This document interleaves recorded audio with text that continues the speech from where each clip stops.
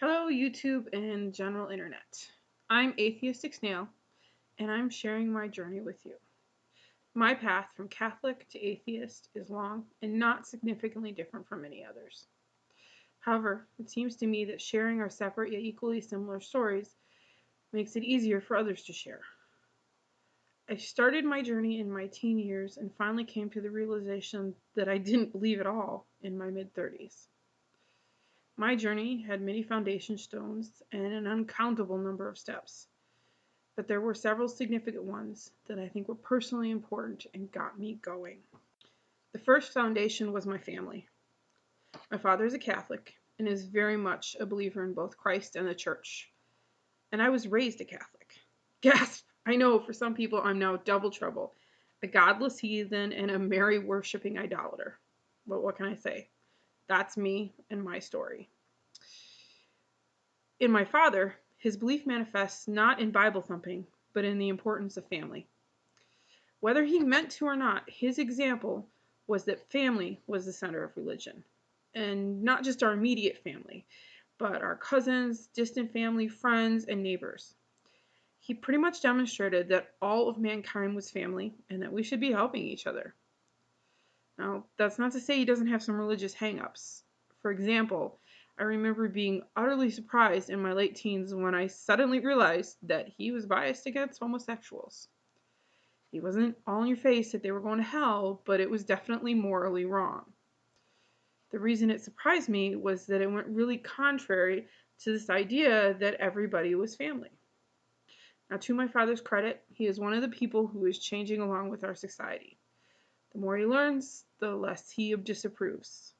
We haven't discussed it in detail, but I know he no longer fights marriage equality, even if he still doesn't approve of the lifestyle. And of course, in my family equation, there was also my mother. She was raised Lutheran and converted to Catholicism when she married my father. But although we didn't talk about it until I was adult, it was very obvious in her behavior that she had a different attitude towards religion and the church. She didn't find it as important as my father. But she also led by example, putting a lot of emphasis on helping people and just enjoying our family. And my mom is open-minded where my father wasn't. She quietly supported LGBT rights in the 90s when my father was still against them. She understood where I came from when I vocally disagreed with my father as a church, and I think her too, about abortion issues. But their marriage, a mixed religious marriage, made it very clear to me what was important. Not religion, but love and family. God was talked about. We went to church, CCD, we're active in the KCs, Knights of Columbus for those non-Catholics out there, and prayed. But all the actions revolved around supporting family, friends, neighbors, and community. The second foundation stone was a conversation that happened sometime between when I was 7 to 10 years old. I freely admit I don't remember all the details anymore. What I do remember sank in deep and made a firm impression. It happened in the basement of our church after a CCD class, and someone, I think a CCD teacher, but it could have been another adult, I know it wasn't our priest, informed me that my grandmother and my aunt on my mother's side were going to hell because they were Lutheran.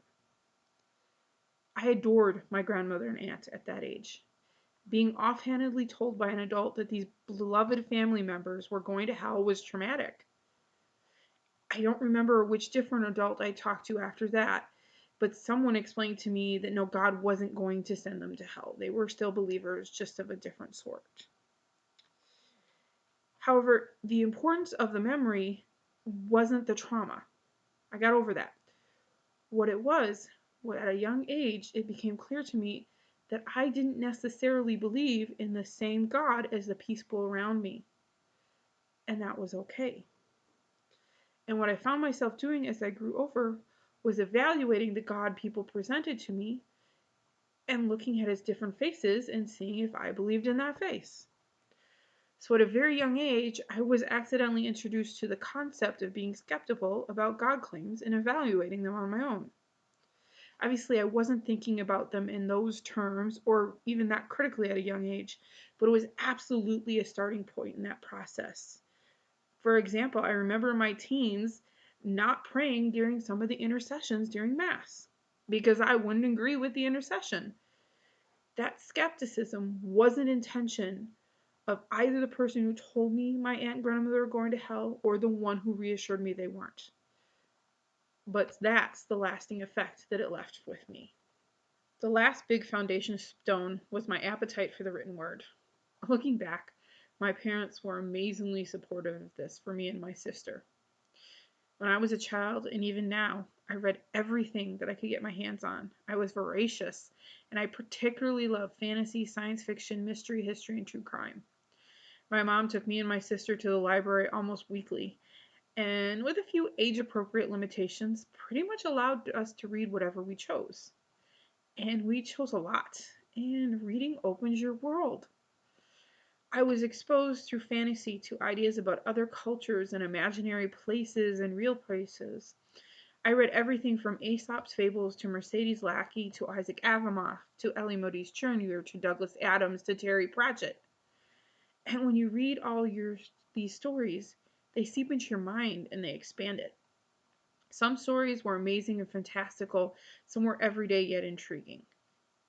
Then I started reading the Bible while I was preparing for my confirmation around 14. And I was disappointed. I wasn't raised as a young earth creationist, so the Bible wasn't fact to me, but allegories and morality tales. And yet I couldn't find the morals in a lot of these stories, and the miracles seemed a little lacking. God seemed unimaginative compared to many fantastical gods I'd read about. It kept raising more questions, and I kept looking for answers. Mysteries and true crime led me to read about cults, and I remember sitting in Mass, realizing that some of the stuff cults use to indoctrinate a person were being used as part of the Mass. Just to be clear, I don't think that the Catholic Church is a cult, but it, like all churches, uses some of the same techniques. So those were the three foundation stones that ended up laying the path, or the start of a path, for a 20-year journey from Catholicism to generic Christianity to deism to spiritualism to where I am now, agnostic atheism. I know some atheists will find that redundant or unnecessary to say, but I kind of like it because it seems to provide a better descriptor of my point of view. I don't see evidence for God, and I don't believe in God. I'm not claiming God does not exist. I'm saying that I don't see the evidence for it. If you ask me to put some numbers on it, I'd say I'm 99.99% sure that any of the Abrahamic gods, or actually any other human created God, doesn't exist. I'd say I'm like 95 to 98% sure that some generic deistic greater God doesn't exist. But I'm not sure that kind of God would matter anyway. So that's my introduction of myself. On this channel, I'm going to talk more about my journey, my views on religion, the Bible, God or gods, perhaps some response videos, but I'm also going to talk some political issues and science issues, especially where those intersect with religion. I'm not a great speaker or teacher or even artist, but I'm choosing to join the dialogue. I'm using this channel not only to share my thoughts and ideas about the world, but to refine my thoughts and ideas and learn more about others' thoughts and ideas. I'm sure there will be good conversations and bad conversations, and some of them will likely be toxic. This is the internet and YouTube. But I think the only way to move forward is to keep talking and exchanging ideas with each other. So welcome YouTube watchers to my channel.